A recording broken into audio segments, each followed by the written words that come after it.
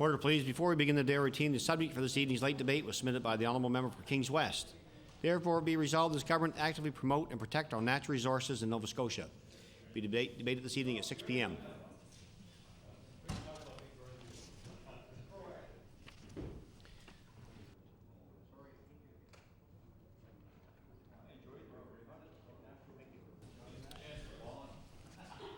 Begin the day routine presenting and reading petitions. The Honourable Member for Timberlea Prospect. Thank you, Mr. Speaker. I beg leave to table a petition of 120 Nova Scotians who are concerned about tuition fees in this province. And the Nova Scotians that have signed that have asked this government to address this issue and reduce tuition fees. I have affixed my signature to this petition. Petition table. The Honourable Minister of Energy. Thank you, Mr. Speaker. I beg leave to present a petition associated with Family Violence Prevention Week. This petition, Mr. Speaker, is signed by 6,148 Cape Bretoners, and it was signed as a personal commitment to working towards ending family violence. And, Mr. Speaker, I've been very pleased to fix my signature to this petition. This is tabled. The Honourable Member for Richmond. Speaker, I beg leave to table a petition. The operative clause reads, we, the residents of Grand River East, Richmond County, Cape Breton, are tired of driving on a substandard road. Improper drainage, for example, lack of proper ditching, and no gravel leads to dangerous driving conditions with potholes and excessive water after a rainfall.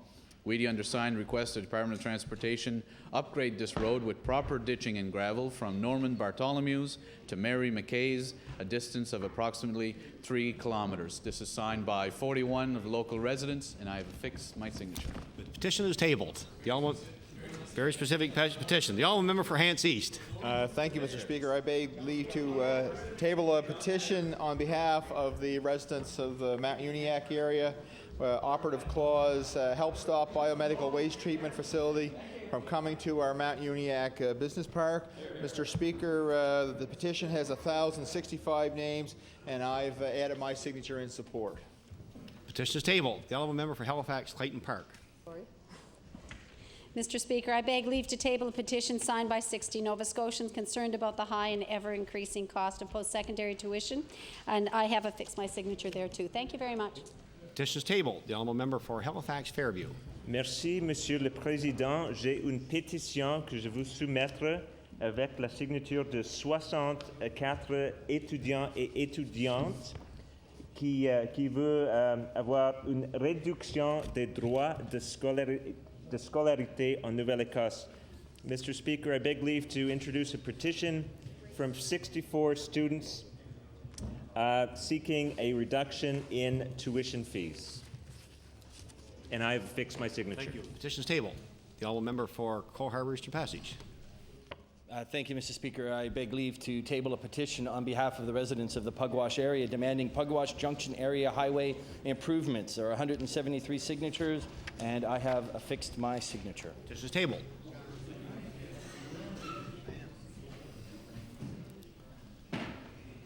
Table reports, regulations, and other papers. The Honourable Minister of Finance. Mr. Speaker, I beg leave to table a report, the annual 2004 annual report of the Halifax-Dartmouth Bridge Commission. The report is tabled. Statements by ministers. Government notice of motion. The Honourable the Premier. Thank you very much, Mr. Speaker. I hereby give notice on a future date I shall move the adoption of the following resolution. Whereas they say laughter is the best medicine, and if so, Bruce McKinnon has got the right prescription. And whereas having been at the center of attention on his drafting table once or twice, I am pleased to be in the company of presidents and many other notable individuals, including leaders of the local oppositions.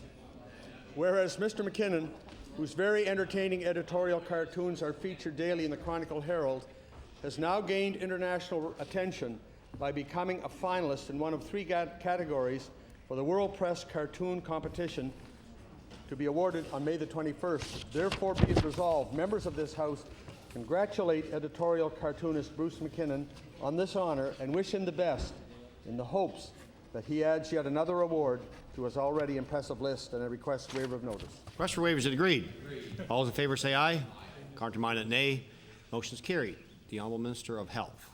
Mr. Speaker, I hereby give notice that on a future day I shall move the adoption of the following resolution. Whereas Valerie White, Executive Director of the Nova Scotia Senior Citizens Secretariat, received the 2005 Award of Recognition from the Gerontology Association of Nova Scotia. And whereas she was presented with this award on April 29th at the Gerontology Association of Nova Scotia's annual general meeting and educational conference, and whereas she received the award for her 25 years of exceptional professional and personal service to enhancing the lives of Nova Scotian seniors and their families, therefore be it resolved that all members of this House congratulate Valerie White for her dedication and significant contributions to the lives of Nova Scotian seniors. Mr. Speaker, I seek waiver of notice and passage without debate. Mr. Waiver, is it agreed? All those in favor say aye. Counterminded, nay. Motion is carried. Introduction of bills. The Honourable Minister of Finance. Thank you, Mr. Speaker. If you would permit me to, before I introduce the bill, to do an introduction. Yes. Mr. Speaker, in your gallery today, we have from the Bridge Commission Tom Cockin, the Chair of the Board, Steve Snyder, the CEO and President and General Manager, and Cheryl Bidgood, Director of Communications. So I'd ask them to rise and receive the warm welcome of the House. Certainly welcome our special guests to the gallery today. The Honourable Minister of Finance. I beg leave to introduce an act called an Act Respecting the Halifax-Dartmouth Bridge Commission. The Honourable Minister of Finance begs leave to introduce a bill entitled An Act Respecting the Halifax-Dartmouth Bridge Commission. Bill 198, entitled An Act Respecting the Halifax-Dartmouth Bridge Commission. Or this bill be read a second time at a future date. The Honourable Member for Cole Harbour Eastern Passage.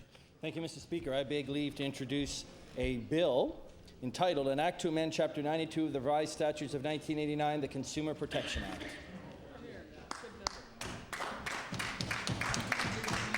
The Honourable Member for Cole Harbour Eastern Passage begs leave to introduce a bill entitled An Act to Amend Chapter 92 of the Revised Statutes 1989, the Consumer Protection Act. Bill 199, entitled An Act to Amend Chapter 92 of the Revised Statutes 1989, the Consumer Protection Act. Or this bill be read a second time at a future date. The Honourable Member for Kings West. Thank you, Mr. Speaker. I beg leave to introduce a bill entitled An Act to Amend Chapter 18 of the Acts of 1998, the Municipal Government Act.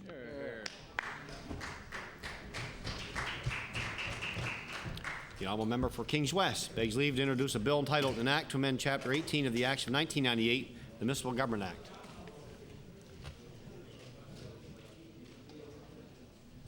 Bill 200, entitled An Act to Amend Chapter 18 of the Acts of 1998, the Municipal Government Act. Or this bill be read a second time at a future date.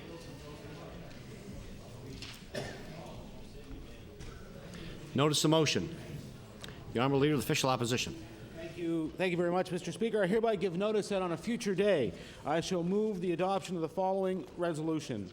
Whereas the Liberal Party of Nova Scotia has demanded that the provincial health budget be cut by at least $115 million, leaving a net increase of less than $60 million, and whereas the Canada Health transfer to Nova Scotia will increase by $94 million this year, and whereas the Nova Scotia Liberals are therefore demanding that new federal health care funds which were supposed to be used to reduce health care wait times, be spent on other departments instead, therefore be it resolved that this House urges the Liberals to withdraw their proposal to divert federal health care money into other areas and join those in this House who seek a properly funded and fully accountable effort to reduce wait times and improve the state of people's health. And Mr. Speaker, I request waiver and pass without debate. Here and no. Notice is tabled.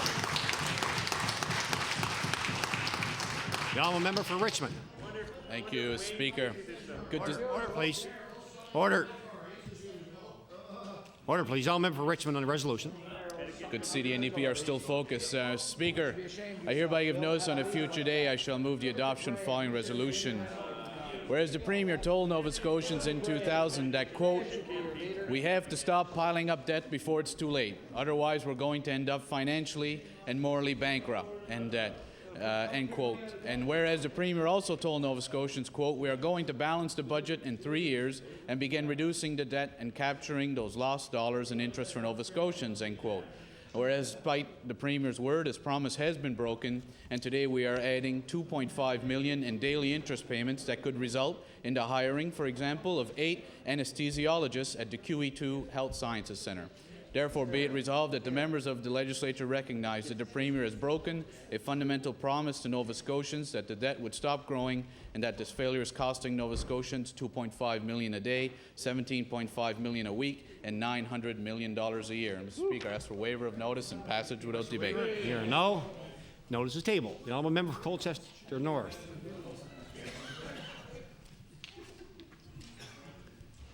Colchester North. Thank you, Mr. Speaker. Mr. Speaker, I hereby give notice that on a future day I shall move the adoption of the following resolution.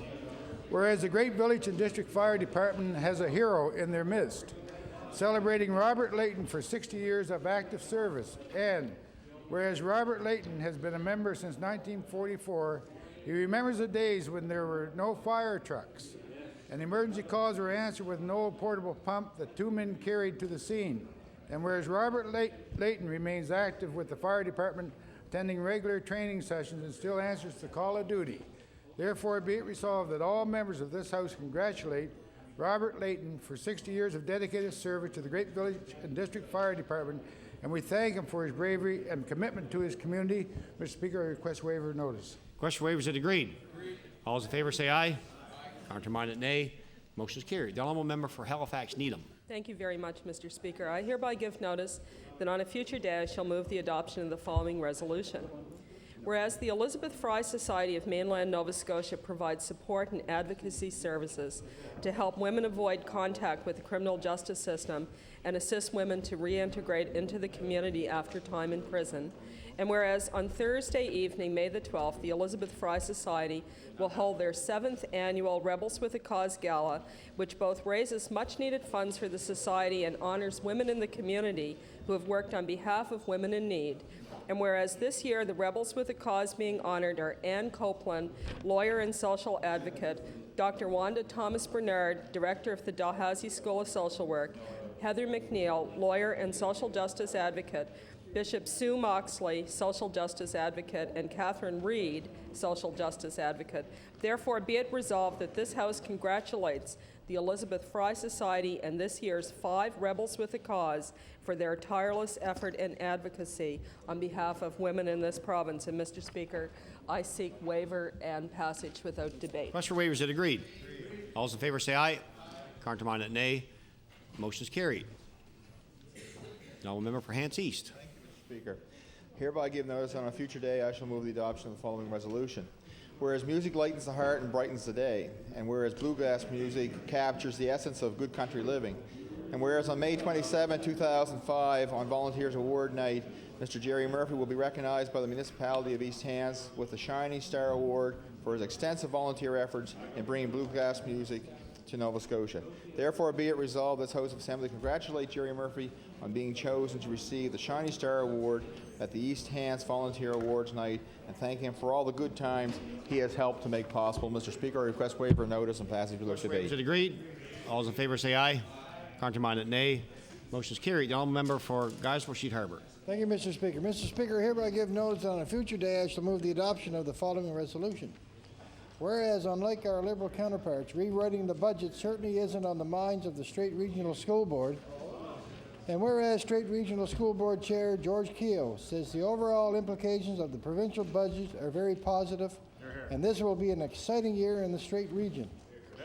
And whereas, contrary to Liberal leader Francis McKenzie's opinion, this budget is welcome news to most, and is being seen as an opportunity to provide more programming and better services to students and teachers across the province, rather than increasing wait times and putting even more pressure on our healthcare system and even more potholes in our roads. Therefore, be it resolved that all members of this House support the opinions of the Strait Regional School Board and wish them an exciting and successful year that will be provided to them through increased funding from this year's provincial budget. Mr. Speaker, I request waiver of notice. Passage without debate. Question waivers is agreed. All those in favour say aye. Counterminded nay. Motion's carried. The honourable member for Annapolis. Thank you, Mr. Speaker. I hereby give notice on a future day I shall move the adoption of the following resolution. Whereas in 1996, the regional director of the Canadian Coast Guard announced at a public meeting attended by tourism operators and provincial government representatives that lighthouses were soon to become redundant as navigational aids. And whereas in 1999, the Lighthouse Council was formed as a partnership of tourism operators and relevant provincial and federal departments to develop a sustainable strategy to preserve lighthouses through a Lighthouse Trust. And whereas in 2003, the Lighthouse Council proposed implementation of the said strategy, which was supported by both Tourism Industry Association of Nova Scotia and the South Shore Lighthouse Route Tourism Association. Therefore, be it resolved that the Department of Tourism support the ALC strategy, recognizing the importance of lighthouses to the economy and well-being of all Nova Scotians in its efforts to implement the strategy in partnership with DFO and Coast Guard. Mr. Speaker, I ask for waiver of notice and passage without debate. Waivers are agreed. I hear a no. Notice is tabled. The honourable member for Halifax Atlantic.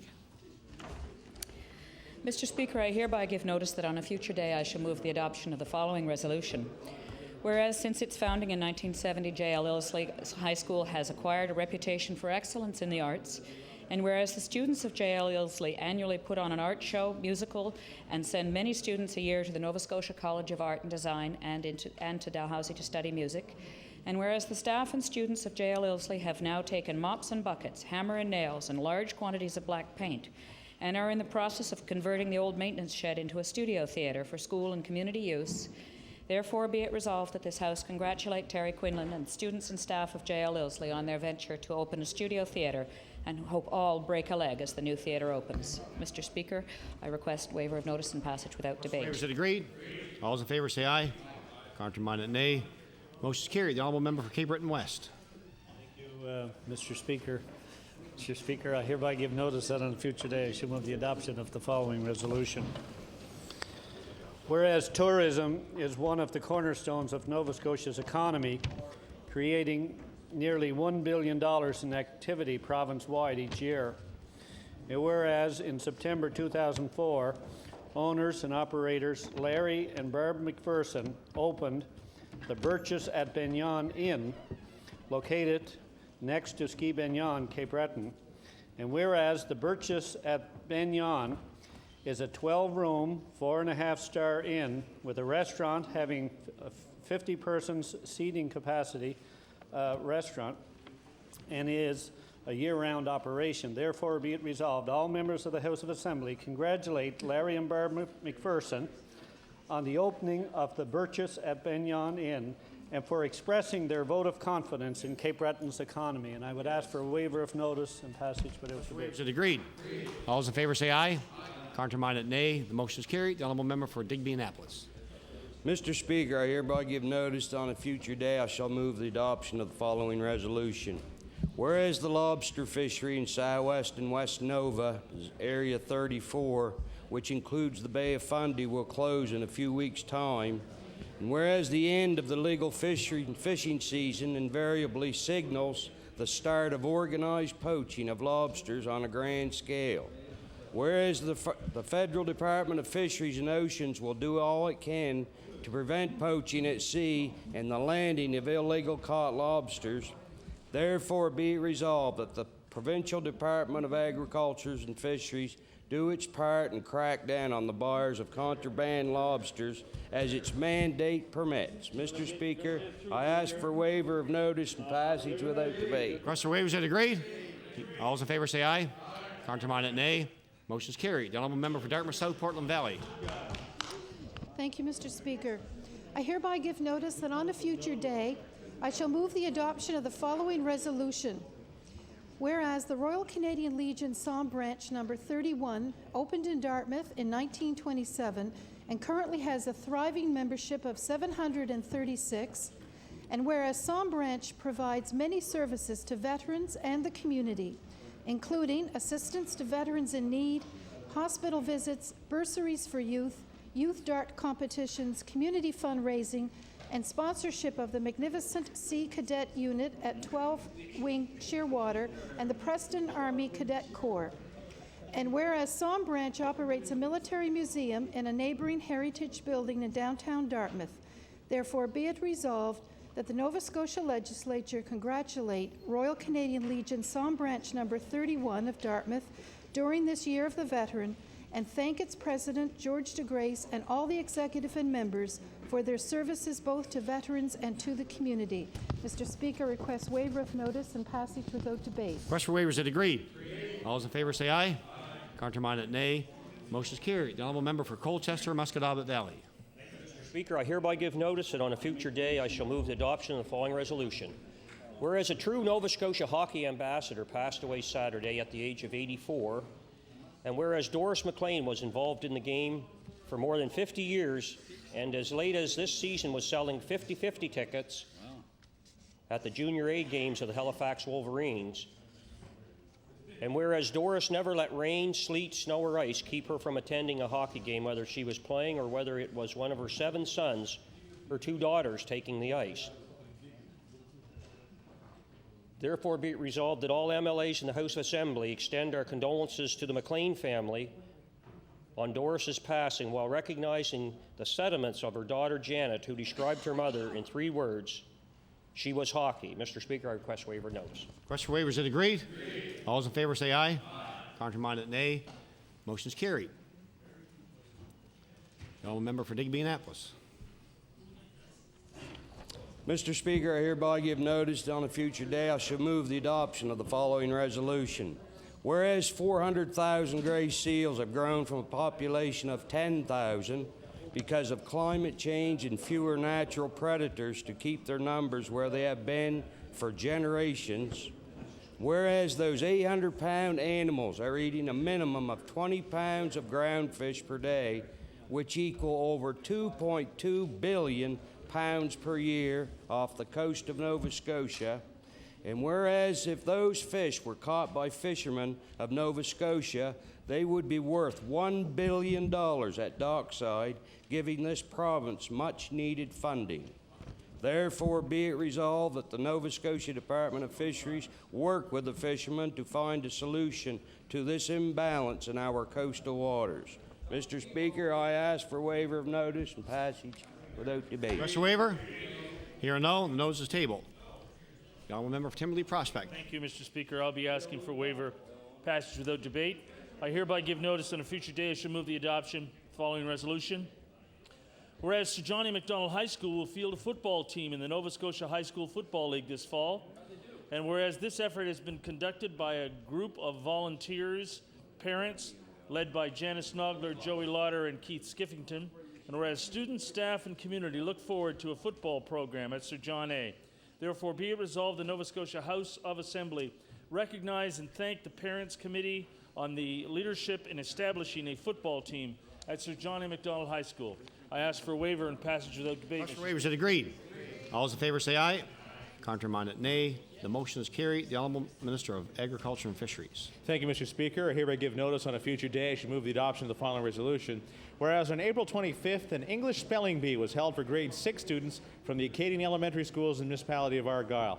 And whereas 21 students from École Belleville, École Wedgeport, and École Pubnica West participated in the event, and whereas Donovan Dion of École Pubnica West and Melanie Surette of École Wedgeport tied for first place, while Alicia Muse of École Belleville was awarded third. Therefore, be it resolved that all members of this House join me in congratulating Donovan Dion, Melanie Surette, and Alicia Muse for their success in the competition, and thank teacher Holly Dion for organizing the event. Mr. Speaker, I request waiver of notice and passage without debate. Request for waivers is agreed. All those in favor say aye. Counterminded nay. Motion is carried. The honourable member for Halifax Citadel. Thank you, Mr. Speaker. Mr. Speaker, I hereby give notice that on a future day I shall move the adoption of the following resolution.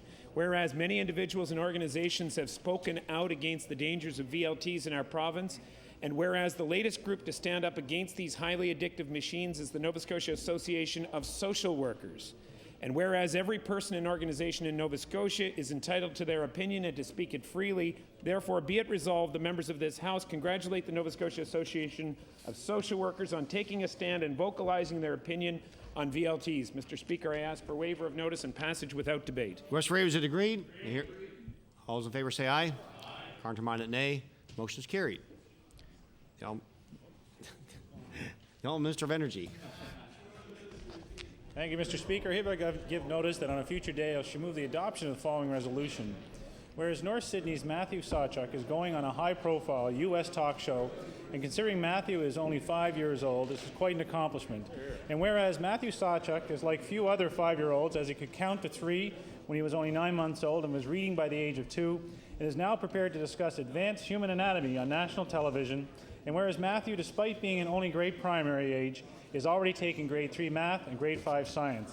Therefore, be it resolved that all members of this House applaud 5-year-old Matthew for his dynamic learning capabilities and wish him well in his one-on-one interview with talk show host Ellen DeGeneres. Mr. Speaker, request waiver of notice and passage without debate. Question waivers are agreed. All those in favour say aye. Contrary-minded, nay. Motion is carried. The Honourable Member for Sackville-Cobequid. Thank you, Mr. Speaker. I hereby give notice that on a future day I shall move the adoption of the following resolution. Whereas 2005 is the year of the veteran, and Legions throughout our province will participate in events celebrating our veterans. And whereas the Royal Canadian Legion Calais Branch 162 in Lower Sackville will host many events throughout this year in recognition of the sacrifice made by our veterans. Whereas Calais Branch 162 was proud host of this year's provincial finals for the Call to Remembrance competition, a competition which demonstrates the Legion's commitment to keeping the memories and sacrifice of our veterans alive by showcasing the knowledge of our rich military past by all students who participated. Therefore, be it resolved that the members of this House of Assembly congratulate the Royal Canadian Legion Calais Branch 162 in Lower Sackville for hosting this year's provincial Call to Remembrance competition finals, and thank all the students who took part in this event, showing their knowledge of our rich military past in this, the Year of the Veteran. Mr. Speaker, I request waiver of notice and passage without debate. Question for waivers is agreed. All those in favour say aye. Contrary-minded, nay. Motion is carried. The Honourable Member for Halifax Citadel. Thank you, Mr. Speaker. Mr. Speaker, I hereby give notice that on a future day I shall move the adoption of the following resolution. Whereas the Mulgrave Road Theatre Group has been entertaining Nova Scotians since 1977, and whereas each year many talented actors and stage crews work tirelessly to bring inspiring scripts to life, and whereas this year's production of Spin is a thought-provoking and balanced portrayal of gaming in our province. Therefore, be it resolved, the members of this House congratulate the members of the Mulgrave Road Theatre on their efforts and wish them every success the theatre can bring. Mr. Speaker, I ask for waiver of notice and passage without debate. Question for waivers is agreed. All those in favour say aye. All contrary-minded, nay. The motion is carried. The Honourable Minister of Health Promotion on introduction. Thank you, Mr. Speaker. And Mr. Speaker, if I might bring to the attention of members in the East Gallery, I guess will be the East, a gentleman who was a councillor in Halifax, but I share the same home community with him in Mabou, and that's the reason why I'm doing the announcement. Mr. Reg Rankin is councillor today. Earlier today, we were in Peggy's Cove. He attended an announcement of an investment of money there, Mr. Speaker, with respect to interpretive planning and visitor information center and parking lot section. I wanted to recognize Mr. Rankin and as a member of my home community in Mabou and a councillor here. Welcome, Mr. Rankin, and ask that he give me one more. Certainly welcome Councillor Rankin here today and hope he enjoys proceedings. Thank you. The Honourable Minister of Human Resources. Yeah, my point is... Move the adoption of the following resolution. Whereas being prepared for emergency events is crucial for the health and safety of communities, and whereas emergency measures organizations provide excellent service to communities by developing plans to cope with emergency situations, and whereas the Joint Emergency Measures Organizations of the Town of Bridgewater and the Municipality of the District of Lunenburg scored in the excellent range for the second year in a row. Therefore, be it resolved that all members of the House congratulate the Town of Bridgewater, the Municipality of the District of Lunenburg, EMO coordinators Brian Kaiser and Larry Feener, and all the volunteers for their commitment to the development of an excellent EMO plan. Mr. Speaker, I request waiver of notice. Question for waivers is agreed. All those in favour say aye. Contrary-minded, nay. The motion is carried. The Honourable Member for Cape Breton Nova. Thank you, Mr. Speaker. Mr. Speaker, I hereby give notice on a future day I shall move the adoption of the following resolution. Whereas the brick shed, a part of a large building that at one time housed a plate mill built to help meet the demand for plate steel in the First World War, will be the final building at Sydney Steel to be demolished. Whereas the war effort took all of the steel of any Canadian plants could make, with 50% of the steel produced in Canada being forged at Sydney Steel and at the Sydney Mine Steel Plant. Whereas the United Shipyards in Quebec construct a 350, 7,500-ton fired merchant ship using steel from Sydney Steel. The Pictou shipyard built about 150 small cargo ships from the steel plant, from Sydney Steel. Therefore, be it resolved, the members of this Legislative Assembly acknowledge the men and women who toil at the steel plant, their efforts contributing greatly to the wartime effort. Mr. Speaker, I request waiver of notice and passage without debate. Request for waivers is agreed. All those in favor say aye. Countermanded nay. Motion is carried. The honourable member for Timberley Prospect. Thank you, Mr. Speaker. I hereby give notice on a future day I shall move the adoption of the following resolution. Whereas activists in the St. Margaret's Village community continue to press the Department of Transportation officials for the need for traffic signals opposite the Tantallon schools in Upper Tantallon, and whereas this busy intersection on Highway 213 is dangerous, and whereas parents, teachers, and area residents have supported the initiative under the direction of parents Carol Duplessis and Carrie Ramsey, therefore be it resolved the Nova Scotia Legislature recognize and thank Carrie Ramsey and Carol Duplessis for their efforts to secure traffic signals at this busy intersection of Highway 213. I ask for waiver and passage without debate, Mr. Speaker. Question for waivers is agreed. All those in favor say aye. Countermanded nay. Motion is carried. The Honourable Minister of Health. Mr. Speaker, I hereby give notice that on a future day I shall move the adoption of the following resolution. Whereas Mrs. Lauren Murphy's grade 5 class at St. Andrew Junior School were deeply saddened by the tragedy in Marythorpe, Alberta, and the students wanted to express their concern to students their own age in Marythorpe. And whereas these students sent a package to grade 5 students at Elmer Elson Elementary in Marythorpe containing letters written by each student, Nova Scotia pins, a Nova Scotia flag, a class picture, school pens, and a prayer book. And whereas the students at Marythorpe were moved by this expression, that they responded to Mrs. Murphy's class with an Alberta flag, a class picture, and a touching poem that the class wrote on the tragedy. Therefore, be it resolved that all members of this House commend Mrs. Murphy's grade 5 class for their expression of sympathy to the grade 5 class in Marythorpe during their time of crisis. Mr. Speaker, I seek waiver of notice and passage without debate. Question for waivers is agreed. Is it agreed? All those in favor say aye. Countermanded nay. Motion is carried. The honourable member for Cape Breton Nova. Thank you, Mr. Speaker. Mr. Speaker, I hereby give notice on a future day I shall move the adoption of the following resolution. Whereas on Monday, May 9, 2005, at the Cape Breton University, the Jennifer Keeping Accessible Centre was officially opened. And whereas this centre, dedicated to Jennifer Keeping, who was blind at birth and passed away in 2000, 1 year after her Bachelor of Arts degree, will assist those with physical and mental disabilities. And whereas Jennifer's drive and determination to complete her university education, despite her handicap, were instrumental in this centre being named after her. Therefore, be it resolved, the members of this Legislative Assembly acknowledge the opening of the Jennifer Keeping Centre at the Cape Breton University to provide students with technologies and support needed to be successful in their programs. Mr. Speaker, I request waiver of notice and passage without debate. Request for waivers is agreed. All those in favor say aye. Countermanded nay. Motion is carried.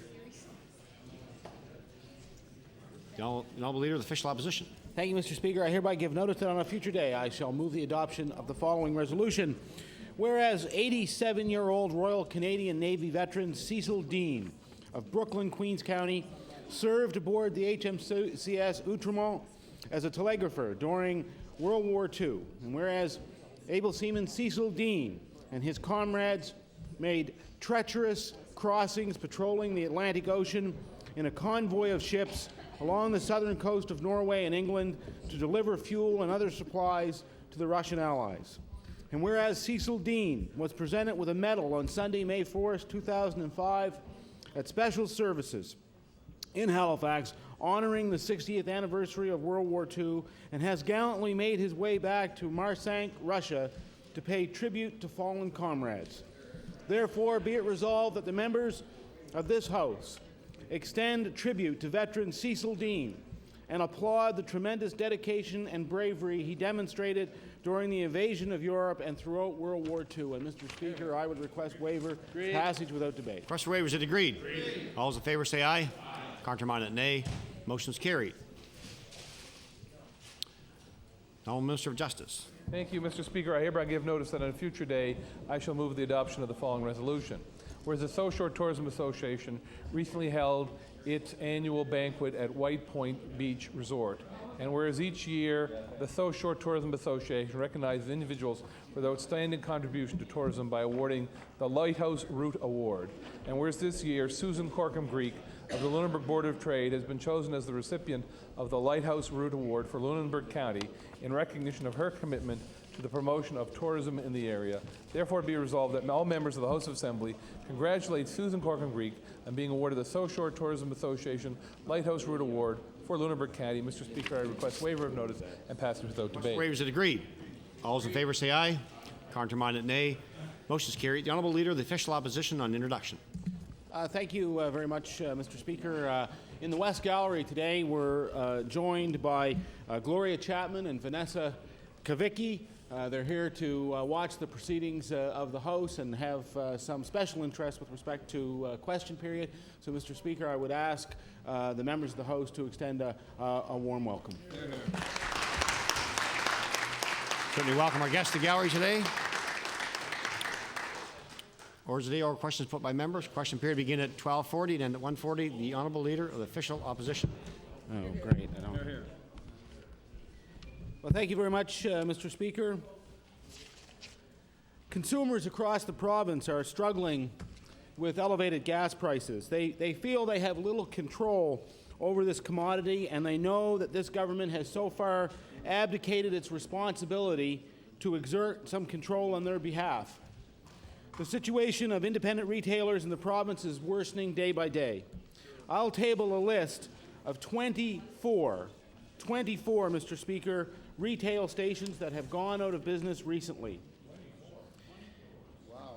The vast majority of them within the past 3 months. These situations stretch from Cape Breton to Pictou, from the Annapolis Valley to Amherst to Halifax. In most cases, they are local, family-owned retail gas stations that have been fixtures in the communities they have operated in for many years. So, Mr. Speaker, my question through you to the Premier is this: when will the Premier finally take some action to regulate gasoline prices in Nova Scotia? Honourable the Premier. Thank you, Mr. Speaker. And I refer that to the minister that tabled the Petroleum Pricing Act. Minister of Service Nova Scotia and Municipal Relations. Mr. Speaker, we have a bill that's before the House, Bill 79, that is currently in committee, and if the opposition parties would support that piece of legislation, we would be able to provide Nova Scotians with the kind of protection they need, including retailers, Mr. Speaker. Honourable Leader of Official Opposition on your first supplementary. Thank you, Mr. Speaker. The minister knows that the piece of legislation is worse than nothing, Mr. Speaker. It's a deception. These are not the only stations, the ones that I've just tabled, who are facing closure because of the government's failure to act. The Retail Gasoline Dealers Association says there are 466 retail stations in the province today, less than half the total that existed 10 years ago. And by the end of this year, as many as 100 more, or 20% of that total, are facing closure if the government does not act to regulate gasoline prices. We have communicated directly to the government what concrete proposals we have for regulating gas prices.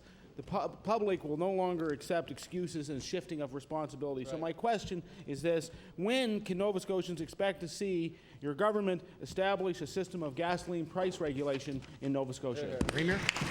The Honourable the Premier. Order, please. Honourable the Premier. Is for the Premier? Yes. The Honourable the Premier. Thank you, Mr. Speaker. What the Leader of the Opposition's question brings to mind is how many stations closed since they refused to allow the bill to come out of law amendments last spring. Mr. Speaker, we have tabled a bill that allows us to address some of those issues. Mr. Speaker, stations have closed because that party did not support the government's bill. The Honourable Leader of Official Opposition on your final supplementary.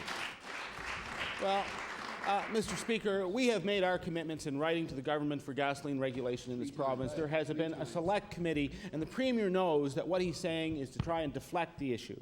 The truth is that this government has no objective way to monitor how many retail gas stations are in operation in Nova Scotia. They have a system of license renewal that operates on a yearly basis, meaning that their figures could be 18 months out of date before they even know that the gas stations have closed. There's a potential ripple effect, as I'm sure all members of the House are aware, in trucking and in tourism. as a result of these continued closures. So my question for the Premier is, when will you admit that your failure to act to regulate gasoline prices has far-reaching economic and social impacts in Nova Scotia? The Honourable the Premier. Thank you very much, Mr. Speaker. We don't necessarily have to have an expensive survey. As members of the government, as all members on this side of the House observe, as we drive around the province, we see the pumps being taken out. And we know that we are unable to do anything until our bill is passed. So we're asking the member who brought forward the question and the caucus that he represents to support the government legislation. The honourable member for Richmond. Mr. Speaker, back in 1999, this Premier, as leader of the third party, voted against a budget that would see a $600 million infusion of cash to the health system. In 2000, Finance Minister Neil LeBlanc warned, quote, "The fact of the matter is, unless we begin to rein in the spiraling cost of health care, it won't be long before we have no money left for anything else, schools, roads, or assistance to families in need." In 2002, Finance Minister Neil LeBlanc told this legislature, quote, "Fully 44% of government's program spending now goes to meet the health care needs of Nova Scotians. And because health care costs are growing at a faster rate than our economy, there is less new money to respond to the growing demands we see in virtually every other area of government," end quote. So my question to the Premier is, why has the Premier and his government completely failed to rein in the cost of health care? The Honourable the Premier. Thank you very much, Mr. Speaker. And order, please. Honourable the Premier. Thank you, Mr. Speaker. Nova Scotians have good memories. They remember very, very clearly, Mr. Speaker, that despite a commitment back in 1999 of the then government to increase health care spending, they had no plan to balance the budget. They had no plan to address the debt of the province. It was a fiscally irresponsible plan designed for one reason and one reason only, the re-election of that government. The honourable member for Richmond on your first supplementary. Mr. Premier, Nova Scotians have a good memory. And they remember in 1999, you said you would fix health care. You said you would not grow the debt. You said you would not mortgage the future of your grandchildren. And, sir, you've broken all three of those promises. Health care has grown by over $1 billion with no end in sight. And history will remember that you're the Premier that made health care unsustainable in this province. Nova Scotians were told there was a plan to control health care. Health care needed better management, not more money. My question to the Premiers today, how much more money do Nova Scotian taxpayers have to spend before this Premier admits that his plan to fix health care has failed? The Honourable the Premier. Thank you very much, Mr. Speaker. The one thing that this government hasn't done, that the previous government had done, they were prepared to borrow off-book to pay for health care. We are borrowing on-book. We are providing a debt management plan, and we are doing it all within a balanced budget, something that that government failed to do, Mr. Speaker.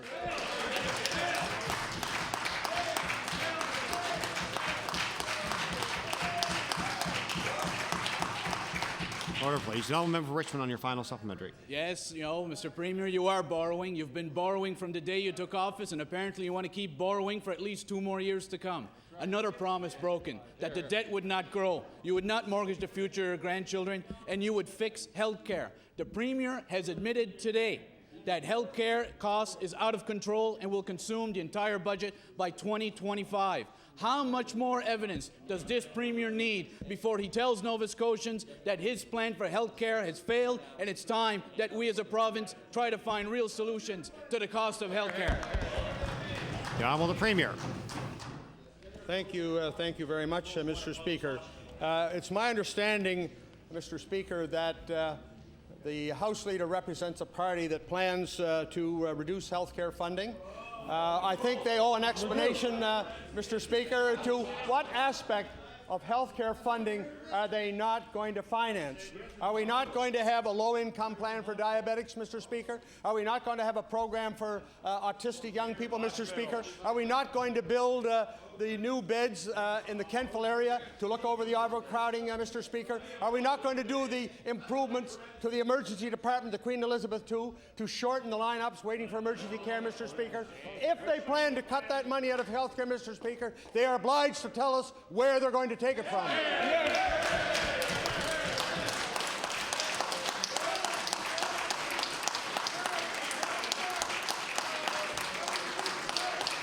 Order, please.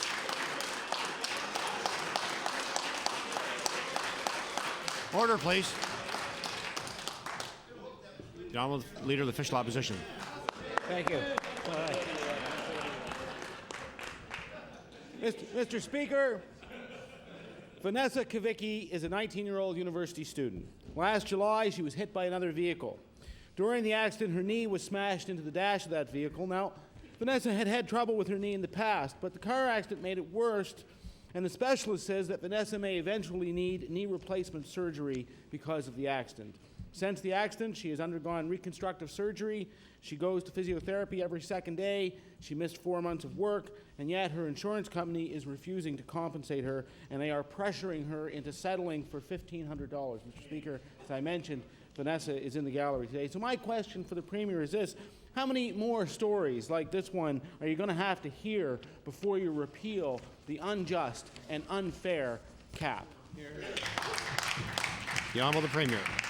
Thank you, Mr. Speaker, and I refer that to the Minister responsible. The Honourable Minister of Transportation and Public Works. Mr. Speaker, I'm not aware of that particular case, but I can advise the Honourable Leader of the Opposition, Mr. Speaker, that if this young lady has a problem with the insurance response from her insurance company, she should contact the Superintendent of Insurance. And I would point out also that the cap on minor injury claims is not a cap from the point of view of stopping people pursuing a matter through the courts. The Honourable Leader of the Official Opposition on your first supplementary. Well, the minister is wrong. It shows his misunderstanding of the issue. In fact, that's exactly what it does do, prevent people from access to the courts. That's the whole point of the cap, Mr. Speaker. Vanessa is putting herself through university. She's majoring in history, and she wants to be a junior high teacher. Before the accident, Vanessa worked as a waitress. She relies on her student loan and her job to cover her tuition, living expenses, and books. Now, she's worried that she won't have enough money to return to school in the fall, Mr. Speaker. So my question for the Premier is this: What is your limit? Do you understand that this is what your limit on victims' rights looks like? And how much longer are you going to stand by and allow this unjust cap to operate in this fashion? The Honourable the Premier. I refer that to the Minister responsible. The Honourable Minister of Transportation and Public Works. Mr. Speaker, the majority of provinces in Canada have a cap of one kind or another. And, Mr. Speaker, I would suggest to the Honourable Leader of the Opposition that if he could relay to that young lady that she should contact the Superintendent of Insurance if she feels that she's being unjustly treated by the insurance company, that matter will be taken under consideration and advisement. The Honourable Leader of the Official Opposition on your final supplementary. Mr. Speaker, this is not the job of the Superintendent of Insurance. That's not what the function of their office is for. But the Minister doesn't understand that. Mr. Speaker, the limit this government placed on pain and suffering awards is not fair and it's not right. While insurance companies make billions of dollars, the cap is being used to deny people like Vanessa from very basic fairness. So my question to the Premier is this: how much money do insurance companies have to make before you're going to stand up for drivers and for victims of car accidents? When? The Honourable the Premier. I refer that to the Minister responsible. The Honourable Minister of Transportation and Public Works. Mr. Speaker, the honourable member opposite says that I do not understand. Well, Mr. Speaker, I do understand. We have a system in place that is working and is being working to the satisfaction of all Nova Scotians. If there are problems within the system, Mr. Speaker, I would suggest that it be referred to the Superintendent of Insurance. The honourable member for Richmond. Mr. Speaker, on June 25, 2001, the Premier told Steve Murphy of ATV News, in speaking about health care, quote, 41% of program spending. Now are you to suggest that we can solve a fiscal problem that is so large as the one we have in Nova Scotia without applying some measure of responsibility to how we run the healthcare system that spends 41% of the money that we provide for programs? End quote. Mr. Speaker, with today's budget, that's now become 47% of all program funding. This Premier has admitted that health care is out of control. When someone suggests that we need to find a solution, he says there are going to be cuts, and he wants to know where the cuts are. Is this Premier admitting that he has failed in his health care plan to fix health care for all Nova Scotians? Now will the Premier. Thank you very much. One of the accomplishments of this government, Mr. Speaker, is that we have adequately financed health care with a balanced budget, something the previous government could not achieve. The honourable member for Richmond on your first supplementary. Well, Mr. Speaker, 1999, the Premier had all the answers. Trust me, I'll fix health care. Doesn't need more money, it needs better management. He says he's properly funded other programs. Well, he went on to say, quote, are we to say to education, for example, we're not going to touch health? They can have unlimited increases every year, but we're going to cut back on the education budget year after year after year to allow us extra money to spend on health, end quote. Mr. Premier, you have done exactly what you said you would not do. You have continued to spend in health with no end in sight, which has abandoned education, which has abandoned roads, which has abandoned the priorities of Nova Scotians, while you've increased the debt every single day you've been here. Nova Scotians are looking for a solution so that our healthcare system can remain affordable. I asked the Premier, are you prepared today to admit that your plan to fix healthcare has failed and we need a solution today to keep healthcare affordable for all Nova Scotians? The Honourable the Premier. Thank you, Mr. Speaker. We had in 1999 a significant challenge in providing good health care for Nova Scotians. We didn't have a proper treatment for osteoporosis, a condition that affects well over half of women in this province over 50 years of age. We had inadequate access to sophisticated diagnostic testing like MRIs and CT scanning, for example. We've had issues with human resources because the previous government had chosen to pay nurses not to practice nursing in Nova Scotia.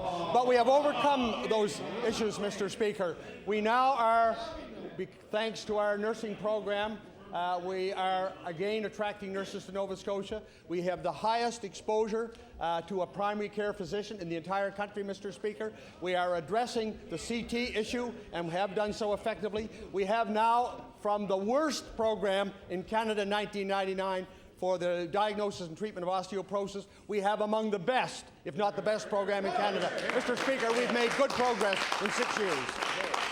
The honourable member for Richmond on your final supplementary. Mr. Speaker, in 1999, the Premier said, I will fix health care. Never told us he'd have to put an extra $1 billion in it. I will not grow the debt. I will not mortgage the future of my children.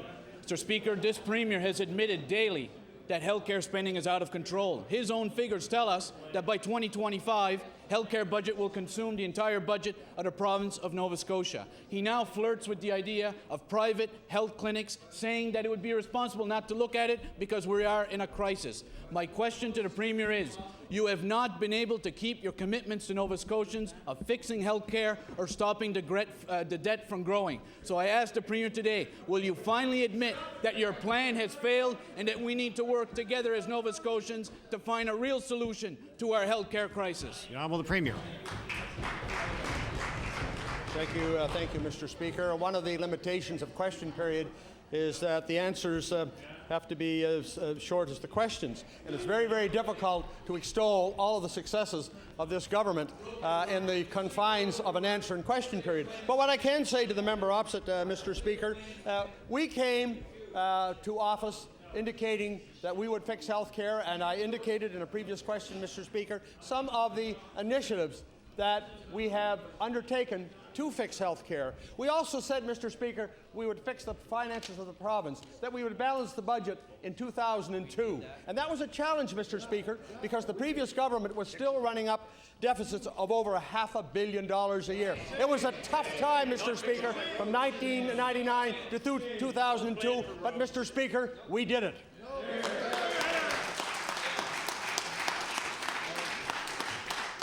The honourable member for Dartmouth East. Thank you, Mr. Speaker. Mr. Mr. Speaker, in September of 2004, Jakes Whitford did an assessment of the proposed demolition of the former Halifax Infirmary. My office received a copy of that assessment through a Freedom of Information request. The Jakes Whitford assessment confirmed the presence of asbestos, PCBs, lead, and mercury on this site. There are also several areas of PAH, and hydrocarbon impacted soil. As of September, Transportation and Public Works had planned on leaving some of this material on site. But according to the Jakes Whitford assessment, they wanted to know what the Department of Environment and Labour thought about their plans. Mr. Speaker, my question to the Minister of Environment and Labour is, are there still plans to leave contaminated soil on this site? The Honourable Minister of Environment and Labour. For me? My understanding, Mr. Speaker, is that there is no intention to leave any contamination on that site. I'll member for Dartmouth East on your first supplementary. Thank you, Mr. Speaker, but according to the 2004 assessment, there are plans to leave metal-impacted soil on the site. There are also plans to leave the PAH and hydrocarbon-impacted areas behind. Jakes Whitford noted that hydrocarbons could contaminate some of the debris left on the site. To try and prevent this, there had been plans to install a complicated system of pumps. We don't know if that is still the plan. So my question to the Minister is, will you publicly release any information indicating how dangerous these materials are, particularly to the contaminated areas on site, and how are you going to handle them? The Honourable Minister of Environment and Labour. Mr. Speaker, I guess that was then and this is now, and we certainly are looking at cleaning the site up to an acceptable level from everyone's point of view. And we will also make information available to the member opposite so that she can take a look at it. Now, member for Dartmouth East on your final supplementary. Well, thank you, Mr. Speaker. This infirmary demolition is taking place in the middle of a residential area, and I don't think any of us know enough about how this site and the dangerous materials left behind are going to be handled. Past mistakes in handling such situations have taught us that the more information we have, the better we are off. My question to the Minister is, will you provide to this House and nearby residents a detailed plan that addresses the concerns raised in this report discussed today? The Honourable Minister of Environment and Labour. For me? Okay. Mr. Speaker, I'll pass that along to the Minister who seems to be or is responsible for the demolition that's taken place. The Honourable Minister of Transportation and Public Works. Thank you, Mr. Speaker. In response to the question from the honourable member, the demolition is being proceeded with as rapidly as possible, but however, Mr. Speaker, we're doing it in such a fashion that we will accommodate the reservations that have been raised by the studies that were carried out, I think by Jakes Whitford, if I remember correctly. And, Mr. Speaker, there will be no deviation from that particular plan. The Honourable Member Sackville-Cobequid. There you go, David. Thank you, Mr. Speaker. My question today is for the Minister of Tourism, Culture and Heritage. The Art Gallery of Nova Scotia is the province's largest art gallery and the only one mandated by legislation. Since its creation, the AGNS has made great strides in acquiring Nova Scotian and Canadian art, bringing world-class exhibits to Halifax and educating generations of our young citizens about visual arts, Mr. Speaker. I asked the Minister, why has his government chosen to put the future of the museum in jeopardy by year after year of underfunding? The Honourable Minister of Tourism and Culture and Heritage. Thank you very much, Mr. Speaker. Indeed, the gallery is very important to the arts community here in Halifax and across the province, Mr. Speaker, and that's why we actually increased the budget this year. Now, member for Sackville-Cobequid on your first supplementary. I'll take that, David. Mr. Speaker, I'll table an article in which Jeffrey Spalding, the gallery's director, says this is a make or break year. The gallery must more than double admissions revenue and heavily increase its fundraising, or it'll face major cuts, Mr. Speaker. One wonders how the gallery will find an additional $200,000 in admissions alone. I asked the Minister, Halifax is gaining a reputation as a fine centre for the arts and culture. Why isn't his department doing more to stimulate this part of our economy? There you go. Now, will the Minister of Tourism, Culture and Heritage. Thank you very much, Mr. Speaker. And indeed, we are, Mr. Speaker, and we're working very closely with the Art Gallery within our cultural division, Mr. Speaker. We'll continue to work with them, Mr. Speaker, and that is why we're seeing such success as we are at the Art Gallery now, Mr. Speaker, and the many visitors which are coming, and I encourage all visitors to continue visiting the Art Gallery of Nova Scotia. The Honourable Member for Sackville-Cobequid on your final supplementary. Mr. Speaker, the Art Gallery of Nova Scotia was called upon to open a satellite gallery in Yarmouth. Great idea, but there should have been the adequate resources put in place to achieve this goal, Mr. Speaker. So my final question to the Minister. The Art Gallery of Nova Scotia has put out a warning sign. It's in trouble. When will this minister listen and act before it's too late? There you go. The Honourable Minister of Tourism, Culture and Heritage. Mr. Speaker, I can assure the member that we're working very closely, Mr. Speaker. In fact, about a month ago, I met with the chair and the incoming chair with respect to the gallery, Mr. Speaker. It was a very good meeting, Mr. Speaker. I commend them for doing such an excellent job and in bringing so many people to the art gallery. Mr. Speaker, I can also tell you that we're looking very much forward to the continuation of the work being done in Yarmouth, and my colleague from Yarmouth continues to speak very strongly on behalf of that particular presence. The Honourable Member for Halifax, Titan Park. Thank you, Mr. Speaker. Mr. Speaker, my question is for the Minister of Education. The educational report, which was commissioned by the government, known as the Hogg Report, was presented to the Department of Education in March. The Hogg Report recommended increases in funding for 5 of the school boards in this province. My question to the Minister is, when will these school boards be receiving 100% of the recommended increases from that report? The Honourable Minister of Education.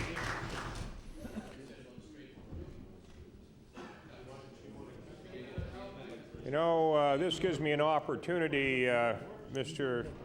Speaker, just before I answer the honourable member's question. The honourable member from Richmond was up and talking about cuts to the education budget, and I'd like him just to stand up and tell the House where there has been a cut in an education budget since we've been in government. Anyway. Order, please. Is that your answer? No. Hurry up. I was waiting for the opportunity, Mr. Speaker. Order, please. Order, please. The Honourable Minister on the answer. I'm going to go back to the questioner. We received that report, Mr. Speaker, and what we chose to do was, because there were some areas of, we received some feedback that not everybody agreed with everything that was in that report. The report is in the position of having been received but not accepted, and Mr. Hogg and a senior staff in the department were going out and meeting with the individual school boards to resolve any differences between what Mr. Hogg wrote and what the school board perceived to be the actual situation. Honourable Member Halifax Titan Park on your first supplementary. Mr. Speaker, the school boards that expected more money from this Hogg report expected it this year. The expectation and the promise of the government was that the report would be acted on. So we are now nearly 2 months after the report was released, and it's time for implementation. Mr. Speaker, my question for the Minister of Education: why is the department cherry-picking recommendations from the Hogg report? Honourable Minister of Education. Mr. Speaker, the department isn't cherry-picking recommendations. As the honourable member knows, I answered in estimates yesterday in response to the member from Richmond about the government's position on saying that no board was going to receive less money because of anything that would be accepted in the Hogg report. Similarly, Mr. Speaker, in looking at what Mr. Hogg wrote, although the report was not fully accepted, it was a general consensus that some boards probably need a little bit more money, and there was money flowed, including to the board that the honourable member from Clayton Park represents. The honourable member for Halifax Clayton Park on your final supplementary. Mr. Speaker, there was extensive consultation for the Hogg report, and all the school boards were anxiously waiting for the results because the pressures are tremendous in certain school boards. Now the province, after waiting for years for some direction to address the unique needs of each region, have still got no action. My question is, when can parents and school board officials expect to see the full implementation of the Hogg report? The Honourable Minister of Education. Mr. Speaker, there will be full implementation of a new funding formula that is transparent and open. Whether or not we'll be consistent with the entire recommendations that Mr. Hogg presented remains to be seen, and the decision will be made after appropriate consultation. The honourable member for Pictou West. Thank you, Mr. Speaker. My question through you is to the Minister of Agriculture and Fisheries. Mr. Speaker, we've all heard about what's happening in the Newfoundland crab fishery. The government of Newfoundland and Labrador introduced a system of production quotas in their crab industry. And what it does, in essence, is it guarantees processors access to a fixed supply of product and establishes a uniform price for crab. This has resulted in fishermen losing any right to negotiate price. The result is that crab fishermen have protested, they've blocked harbors, they've taken their catches to plants here in Nova Scotia in protest. So my question to the Minister, what is your plan to protect crab fishermen in Nova Scotia? Honourable Minister of Agriculture and Fisheries. Thank you, Mr. Speaker. And as the member opposite really knows, is the government of Newfoundland are really putting this in to save jobs in rural communities, to try to have production quotas for the plants in those small communities that have been really struggling over the last bit. It is our intention in this province to let the open market reign. Thank you. Now, member for Pictou West on your first supplementary. Thank you, Mr. Speaker. In a media report today, Gord MacDonald, he's the Area 23 Snow Crab Fishermen's Association president, he says that local fishermen fear that Nova Scotia may follow Newfoundland's lead. It is all about eliminating competition and taking away the fishermen's right to negotiate. So my question through you, Mr. Speaker, to the Minister, how does your department view what is happening in Newfoundland, and do you plan to follow suit what that province is doing? The Honourable Minister of Agriculture and Fisheries. Thank you very much, Mr. Speaker. And in my first answer, I sort of said it, but I'll say it again, is that we feel that the free market should reign. I think that everybody should have the chance to sell to where they want to sell and get the best price, which of course protects our fishermen and protects Nova Scotians' price on crab. The member for Pictou West on your final supplementary. Speaker, more and more fishermen in Nova Scotia have seen the industry become more centralized, with the power and the benefit being removed from their hands and from their communities. Fishermen, they want strong fisheries, they want strong communities, they want the right to negotiate price, and most of all, they want a government that's on their side. So, Mr. Speaker, if changes are to be made to any fishery here in Nova Scotia, does this minister intend to include our fishermen at the table where the decisions will be made? The Honourable Minister of Agriculture and Fisheries. Thank you, Mr. Speaker. And as the member opposite really knows, is that without fishermen, we have no fishery. So, of course, they would be at the table when we would discuss anything about the fishery. So, ladies and gentlemen, Mr. Speaker, I want to thank the member for his question and take it all in stride and hope that our fishery is protected. And I wish luck to Newfoundland, but it's not going to happen here. Y'all member for Pictou West. Well, Mr. Speaker, my question this time is through you to the Minister for Service, Nova Scotia. Now, over a year ago, I raised in this House the issue of Heatherdale Memorial Gardens in Pictou County, and Pictonians and other plot holders are still concerned about the lack of progress there towards a sale. My office has received several calls about Heatherdale, particularly over the deteriorating maintenance of the landscape grounds. While basic grass cutting is occurring, the grounds have seen better days. People are disappointed, they're discouraged when they go to visit there. And just yesterday, there was a story in the Glasgow Evening News about lack of respect for a veteran's grave, and this, as you know, is the year of the veteran. There's no marker, and there's very poor maintenance. And I want to table that story, if I could, Mr. Speaker. So my question to the Minister, can the Minister tell us if there is any plans for better landscape maintenance at Heatherdale Gardens? The Honourable Minister of Service, Nova Scotia and Municipal Relations. Mr. Speaker, I want to thank the honourable member for the question. We continue to look for a long-term permanent solution to Heatherdale Memorial Gardens. But in the meantime, Mr. Speaker, our department and the province of Nova Scotia believes it's our obligation to ensure that cemetery operates in a prudent and responsible way, and we will continue to do that, Mr. Speaker. Now, member for Pictou West on your first supplementary. Thank you, Mr. Speaker. Not only are plot holders concerned about maintenance, but now we understand that there's a shortage of funds for perpetual care and for opening and closing of graves. People have pre-purchased these plots in good faith, expecting the service would be there when they need it and really forever. So, Mr. Speaker, Service Nova Scotia is overseeing everything there at Heatherdale Gardens. So I'd like to ask the Minister, is there a funding shortfall for perpetual care at Heatherdale Memorial Gardens? And if so, what is the Minister prepared to do about it? The Honourable Minister of Service, Nova Scotia and Municipal Relations. As I've said in the past, Mr. Speaker, in this House and outside of this House, that the province of Nova Scotia is committed to ensuring that those individuals who purchase services will receive those services, and that we will work with that in mind, Mr. Speaker.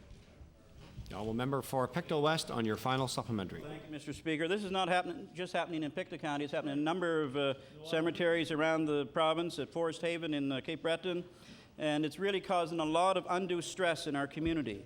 People want better maintenance, they want the truth about the financial situation, and they'd like to see a new owner take over as soon as possible. So my question, Mr. Speaker, what is this minister doing to help find a new owner, and when can we expect to see some results? The Honourable Minister of Service, Nova Scotia and Municipal Relations. Well, Mr. Speaker, we have worked very diligently. Our staff have been very diligent in trying to secure a new owner to these two facilities. I'm pleased to inform the House that we have a new owner for the facility in Cape Breton Regional Municipality. We continue to work towards finding an owner for this particular facility. And in the meantime, Mr. Speaker, all Nova Scotians who have purchased services at that particular site, those services will be provided by the province of Nova Scotia. Thank you. The honourable member for Cape Breton South. Mr. Speaker, my question today is for the Minister of Community Services. Mr. Speaker, according to Community Services staff, since January of this year, 102 names have been added to the wait list for portable daycare spaces in the Central Region alone. Mr. Speaker, this brings the total of the number of people waiting for portable daycare spaces in this region to 223.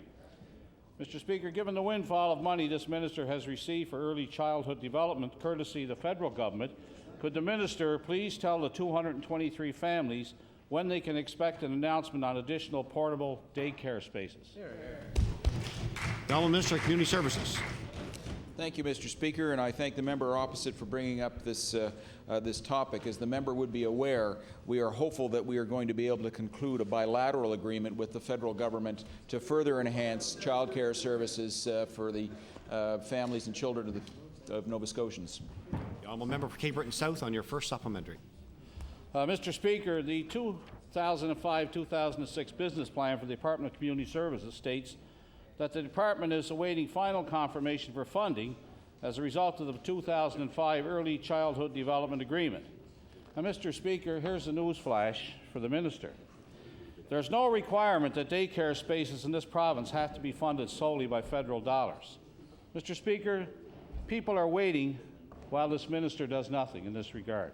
My question to the minister, why does this minister continue to disappoint the 223 families in the Central Region with his lack of action when it comes to portable daycare spaces? The honourable Minister of Community Services. Well, thank you, Mr. Speaker. And Mr. Speaker, I want to point out that the province of Nova Scotia was in there supporting child care long before the federal government decided to get in this. But we welcome their presence there. They are providing resources to the provinces and territories, and they've indicated they want to provide a great many more resources. And if we are able to reach a bilateral agreement with them and the budget passes in Ottawa, or the successor government honors the bilateral agreement, there will be a very significant increase in the resources available for families and children in Nova Scotia. The honourable member for Cape Breton South on your final supplementary. Mr. Speaker, the budget in Ottawa should have nothing to do with this minister's ability to provide services for people in Nova Scotia who need them.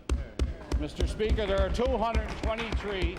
You know, he can ramble all he wants or use all kinds of weasel words around this subject. The bottom line is this minister is doing absolutely nothing when it comes to provision of daycare services in this province.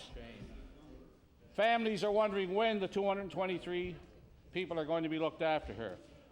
Mr. Speaker, my question to the minister, when is this Minister of Community Services going to stop being a Tory and announce new portable daycare services for people who genuinely need this service in this province? The honourable Minister of Community Services. Well, thank you, Mr. Speaker, and I thank the member opposite for his question, because it highlights one of the differences in 1999 between the progressive Conservative government and the former Liberal government, because it was this government that introduced portable spaces to Nova Scotia. Your government, honourable member, was against portable spaces at that time. Thank you. The honourable member for Dartmouth East. Go ahead. Thank you.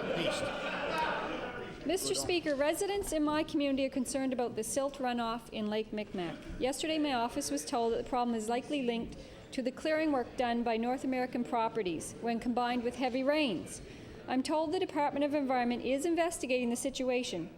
The problem here is that the runoff has happened on more than one occasion, and no one seems to be able to identify exactly what has caused it.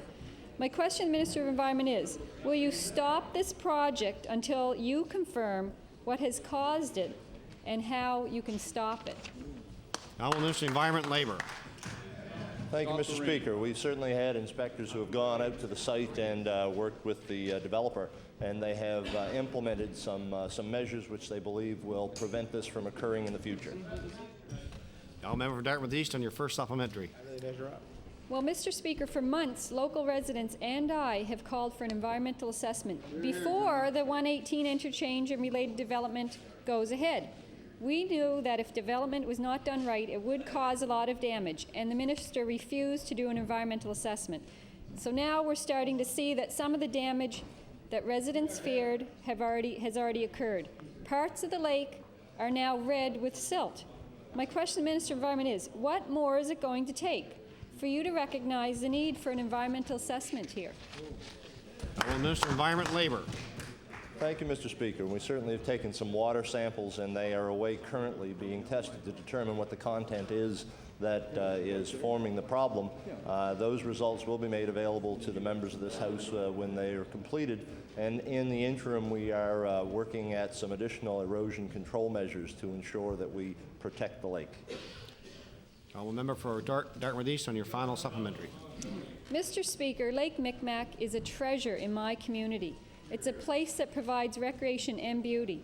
A number of migratory fish rely on that lake, including bass, gaspereau, salmon, and American eel.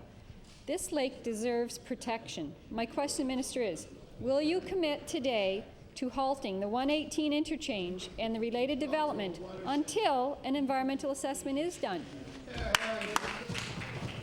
The Honourable Minister of Environment and Labour. Thank you, Mr. Speaker. I certainly will commit to protecting the lake. We are doing additional investigations and inspections out there. There have been extremely high runoffs of water just over the past few days, which are exceptional for this time of the year, and they have posed some problems for us, but we will ensure that we have erosion control in place to protect that lake. The Honourable Member for Halifax Citadel. Thank you, Mr. Speaker. Mr. Speaker, earlier today, the Minister of Finance tabled Bill number 198, an act respecting the Halifax-Dartmouth Bridge Commission. The Commission presently is limited in its mandate to the construction, maintenance, and operation of bridges across the Halifax Harbour. But I note with some interest in the new legislation that has been tabled before the House today, it says, with the approval of the Governor and Council, the Bridge Commission may construct, maintain, and operate a transportation project across Halifax Harbour and the Northwest Arm, or either of them. My question for the Minister, are you aware of any plans by the Bridge Commission to build a bridge across the Northwest Arm?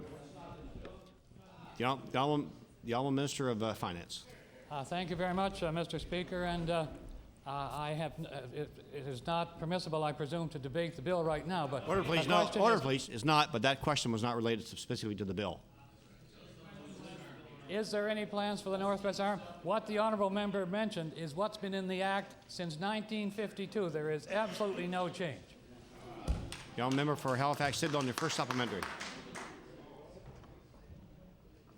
Mr. Speaker, the current mandate for the Commission involves maintaining, constructing bridges across the Halifax Harbour. My question for the Minister is whether or not he is aware of any plans by the Bridge Commission, or whether or not the province is part of a plan that would involve the building of a bridge or a ferry system across the Northwest Arm.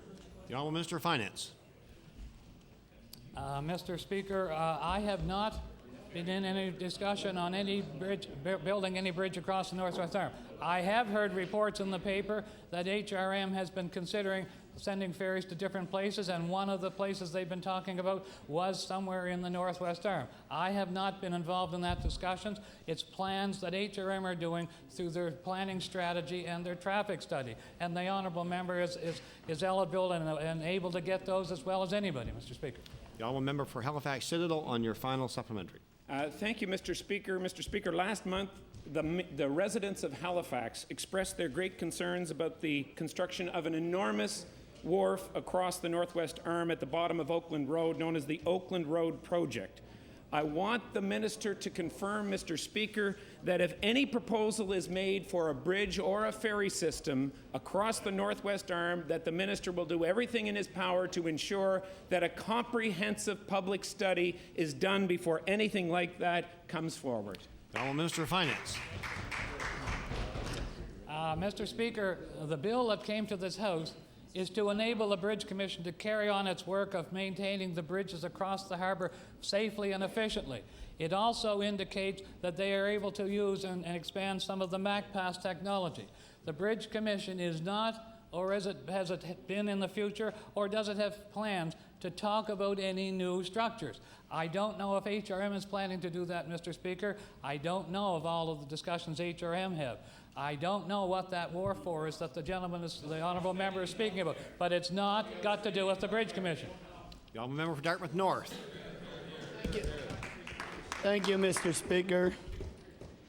For far too long, people with disabilities in this province have faced too many challenges trying to get employment. This government has put more hurdles than helps in the path of those persons with disabilities. The lack of self-managed attendant care services, technical aids, transportation, and accessible housing are just some of the areas where this government has not offered meaningful help to the disabled community. My question is to the Minister of Community Services. Why does his government continue to inadequately fund programs for disabled Nova Scotians? The Honourable Minister of Community Services.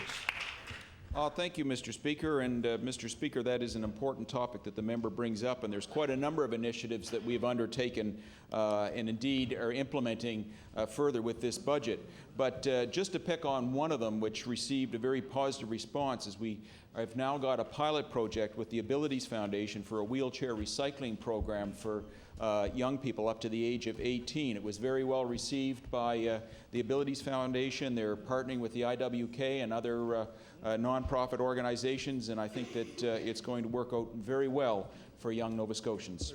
The honourable member for Dartmouth North on your first supplementary. And, Mr. Speaker, it's ironic that the minister didn't mention that there was a total of $153,000 in Royal Transportation for disabled people in the entire province. There's been approximately 4 new disabled units in this entire province for persons with disabilities. Those are the kind of things that this minister refuses to inform the House about.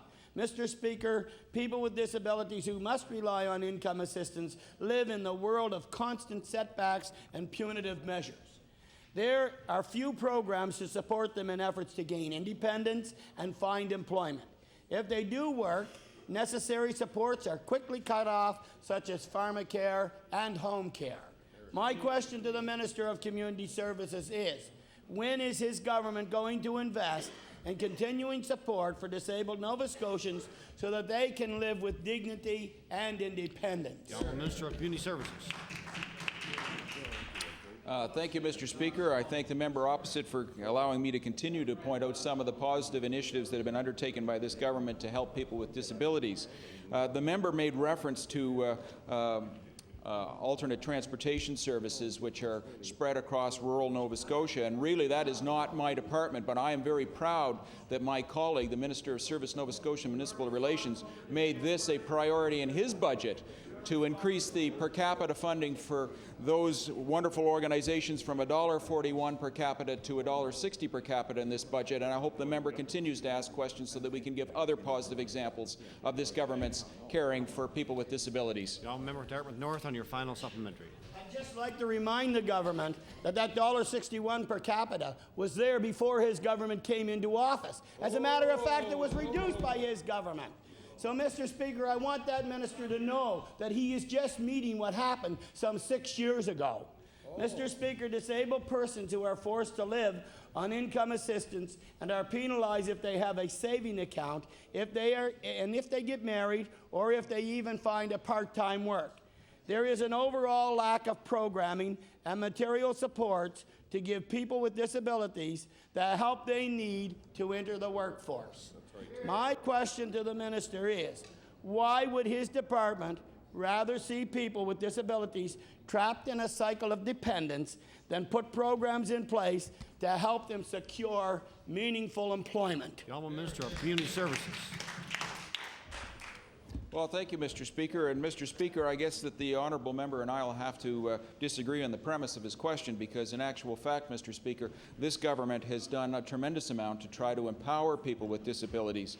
And we will continue to do that, Mr. Speaker. And actually, just as one example, under the Affordable Housing Program, that member in the estimates last year was asking us to please make sure there's a greater emphasis on accessibility in any new projects. And in fact, Mr. Speaker, I'm pleased to say that we listened to that member, we listened to Nova Scotians, and that is, in fact, one of the criteria that we're using in evaluating new affordable housing projects, and we're implementing that measure. Thank you very much, Mr. Speaker.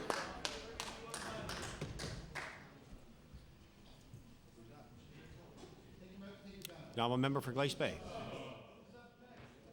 Thank you, Mr. Speaker. Mr. Speaker, as the Minister of Health is probably aware, this is National Nursing Week, Mr. Speaker, and since 1999, the number of RNs over the age of 40 registered to practice in this province has increased by 10%. According to the College of Registered Nurses, as of 2 years ago, 6,500 registered nurses licensed to practice in Nova Scotia were now over the age of 40. So my question to the Minister, Mr. Speaker, given that the Minister would have been aware of this changing demographic, could he please explain why there is not one component of the nursing strategy that deals with supporting our more experienced nurses in the workplace? The Honourable Minister of Health. Thank you very much, Mr. Speaker, and I want to thank the honourable member for raising that very important question, and certainly that is one of the areas where the resources of the Department of Health would like to be utilized with respect to assisting that important part, not just, Mr. Speaker, to assist them in that age category, but to further use their resources and their experience to be able to assist the younger nurses as they develop and come into the system. Mr. Speaker, the honourable member puts his finger on a very important part of what is needed as we move forward with respect to the nursing strategy in this province. The honourable member for Glace Bay on your first supplementary. Thank you, Mr. Speaker. Well, the Nova Scotia Nurses Union has been urging the government to ensure that our more experienced senior nurses don't leave the profession early. And Mr. Speaker, what they need to know is that younger nurses are going to enter the workplace, and more importantly, that they're going to stay in the workplace. And they need to know that equipment is going to be available as well to eliminate the risk of injury. So my question for the minister is, could he please outline what specific plans he's going to implement to address the needs of our more experienced senior nurses in order to minimize burnout? Now, Minister of Health. Thank you very much, Mr. Speaker. And Mr. Speaker, I want to assure the honourable member that that is a very important part of our discussions within the Department of Health, as well as with the representatives of the nurses in this province. Mr. Speaker, it's a very integral part of the strategy that we need in order to move forward in terms of our workforce in health care. Member for Glace Bay on your final supplementary. Well, Mr. Speaker, another area that the Nova Scotia Nurses Union is concerned with is safety in the workplace. And that's why, Mr. Speaker, that they are supporting our legislation on the mandatory use of safety needles in the workplace. So my final question for the minister, given that safety needles are a prime example of spending smarter in order to save dollars, when can we expect to see changes that would ensure that nurses will be protected from sustaining a needle stick injury in their workplace? The Honourable Minister of Health. Thank you, Mr. Speaker. The honourable member knows that that is a very important part of research that is currently taking place both within the Department of Health and in conjunction with the Occupational Health and Safety branch of Environment and Labour. And, Mr. Speaker, I've indicated to the honourable member in previous occasions that when that research is completed, and it will be completed in the reasonably near future, that we will be sharing that information, and it will guide us with respect to decisions we take in regard to needle stick and other protective measures. The honourable member for Dartmouth East. Thank you, Mr. Speaker. Mr. Speaker, residents from Williams Point in Antigonish are concerned about the impact that development on a nearby floodplain is going to have on their homes and any new development in the area. Those concerns have been raised with the local council and in this House, yet little has been done. Just last week, the developer was bringing in more fill. On April 29th, the Minister of Service Nova Scotia said that he would review the situation. So my question to the Minister is, have you started the review, and what have you determined? The Honourable Minister of Service Nova Scotia and Municipal Relations. Mr. Speaker, I'd say to the member opposite that as a result of the question here in the House and questions from other members and the public, we have offered the municipality to cost share on flood risk mapping and sent them a letter just recently to that extent. The honourable member for Dartmouth East on your first supplementary. We'll have a map of it. Mr. Speaker, as we know, some of the homes in this community have already flooded, and the residents are worried about the local road. Residents have asked the Minister of Environment to intervene to ensure a proper study is done, but to date that minister has refused. In the meantime, the project appears to be going ahead. My question to the Minister of Service Nova Scotia is, when will you report back to the residents of Williams Point on your review? The Honourable Minister of Service Nova Scotia and Municipal Relations. Well, again, as I indicated, Mr. Speaker, to my first answer, that we have offered to the municipality to cost share flood risk mapping. We are awaiting their response. When they respond, if they respond positively, after the report is produced by the consultant, we'd be more than happy to share it with the residents and the member opposite. The honourable member for Dartmouth East on your final supplementary. Well, thank you, Mr. Speaker. I'm glad to hear that somebody has perked their ears up and is trying to do something. But the point of the matter is that it may be too little too late, because as the local residents in this area know, flooding has occurred there regularly every year, and they have over 70 testimonials stating as much. So what we need here is an independent study and an independent mapping of that area, and I'm not sure if that's what you're saying you're going to be doing. So the question the Minister, I have a question to the Minister of Environment. How much longer are you going to sit on the sidelines on this very important issue? The Honourable Minister of Environment and Labour. Mr. Speaker, I'll defer that question to the Minister responsible. The Honourable Minister of Service Nova Scotia and Municipal Relations. Well, Mr. Speaker, this really is a municipal matter. However, because we are concerned about the matter, because people brought this to our attention, we had indicated to residents, to members of the legislature, and to the council, we'd be more than happy to cost share in a flood risk mapping study of that area. It would be done by an independent consultant, and that evidence and that support and that study would be available to all who are interested in seeing it. The honourable member for Halifax, Clayton Park. Thank you. Mr. Speaker, my question through you is to the Minister responsible for immigration. Mr. Speaker, the newly created Office of Immigration is necessary here in Nova Scotia, but I question what work they will be administering on behalf of the government. Currently, under the Office of Economic Development, there exists the Provincial Nominee Program. Mr. Speaker, does the Minister of Immigration plan to have the new Office of Immigration take over this program? The Honourable Minister of Immigration. Yes, Mr. Speaker, and we have. The Honourable member for Halifax, Clayton Park on your first supplementary. Thank you very much, Mr. Speaker. It's no secret that many areas of Nova Scotia are lacking in specialists and skilled workers because, among other reasons, our death rate exceeds our birth rate, and many of our young people feel they have to move away in order to excel. Mr. Speaker, my first supplementary through you to the Minister again of Immigration. Does your office plan to utilize programs such as the Foreign International Credential Service to recruit more specialists in the medical field in our province? The Honourable Minister of Immigration. Mr. Speaker, I can, through you to the member, Mr. Speaker, I can assure the member that we're working very closely with the Department of Health on this particular issue. We're also working with the Medical Society of Nova Scotia, Mr. Speaker.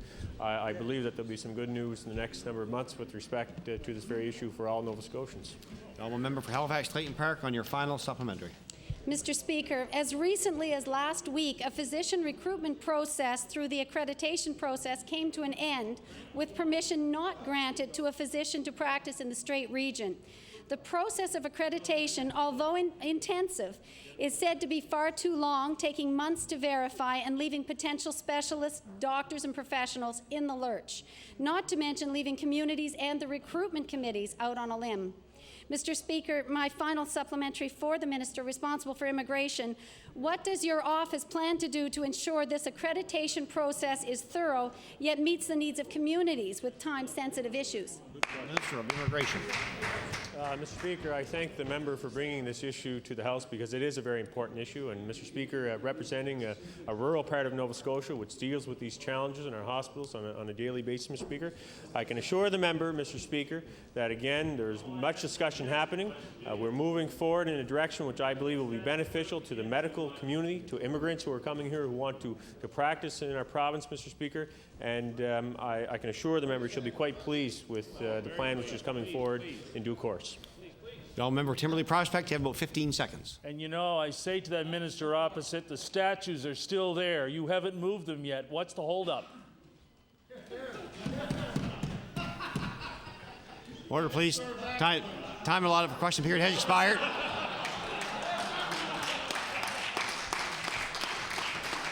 The Honourable Minister of Health on introduction. Thank you, Mr. Speaker. I would like to draw the attention of members of the House, Mr. Speaker, in the East Gallery to Janet Hazelton, who is the president of the Nova Scotia Nurses Union and is here to observe the proceedings this afternoon. Give a warm welcome to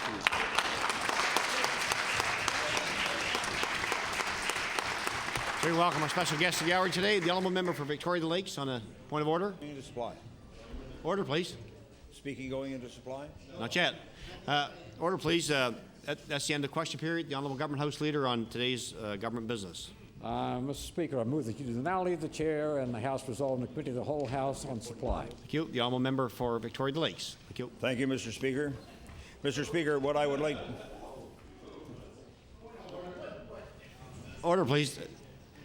Normally, when it comes into estimates, whoever catches the Speaker's eye first, there's no normal rotation, but the Honourable Member for Victoria Lakes. Thank you, Mr. Speaker. If I remember correctly, the last time, Mr. Speaker, I think both of us stood and you recognized the other party.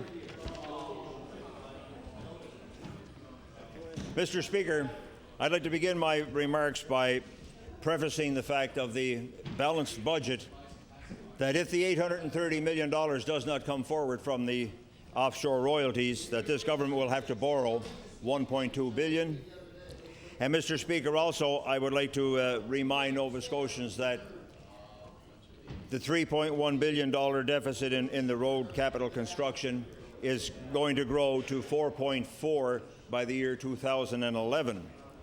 Mr. Speaker, that's two examples of the balanced budget, the approach that has been given by the province to the voters and the residents of the province. Mr. Speaker, I understand that the government has to make choices, but the choices that were made, this budget has been called an education budget. And there's very little in there for education, Mr. Speaker. Our students are in 10th place in Canada, and at the end of the budget, they are still in 10th place. So much for an education budget, so much for balance. Mr. Speaker, what I'm going to highlight is basically mismanagement and underachievement. Never mind what you have, it's how you use it. At this time, Mr. Speaker, what I'd like to make reference to is the Honourable Minister of Tourism introduced a resolution the other day talking about Ski Cape Smokey. And Ski Cape Smokey, and I quote, one of the best community ski hills anywhere in Canada by Ski Canada magazine.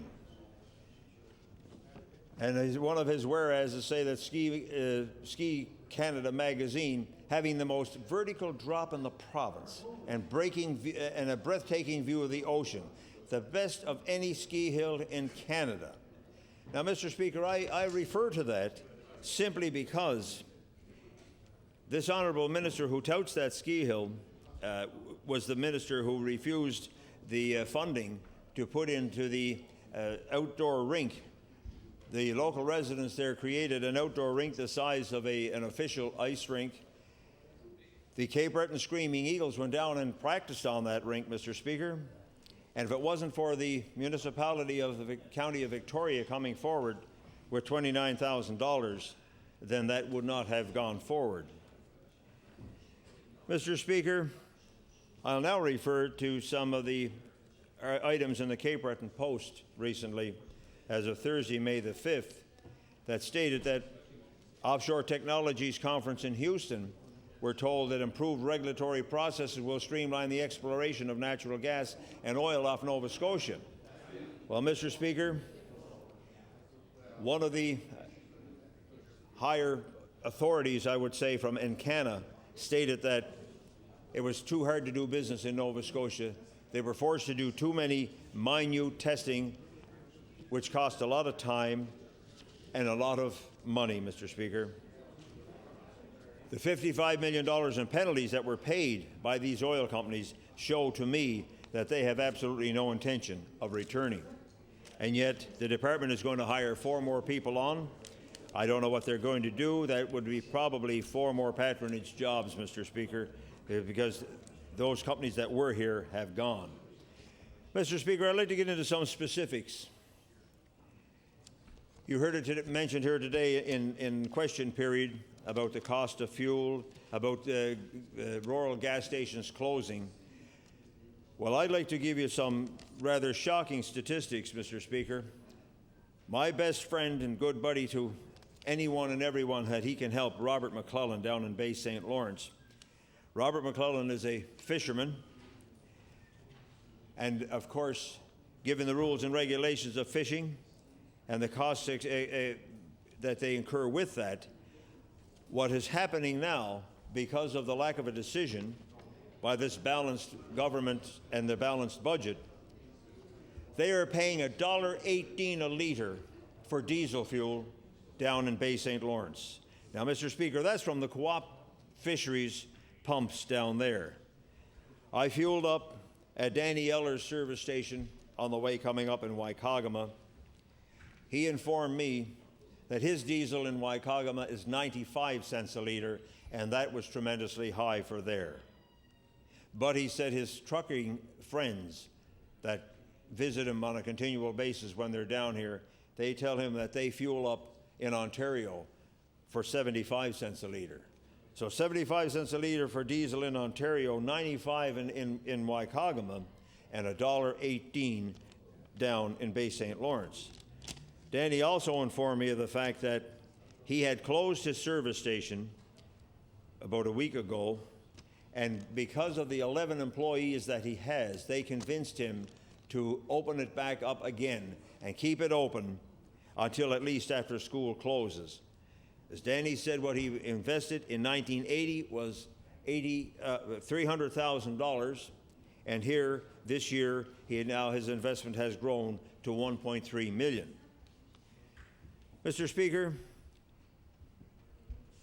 I refer again to the Department of Transportation, and I'd like to mention specifically a gentleman that's called me several times, Mr. Bert McDonald, concerning, and Bert is from Scotch Lake, down in Victoria, the riding of Victoria the Lakes.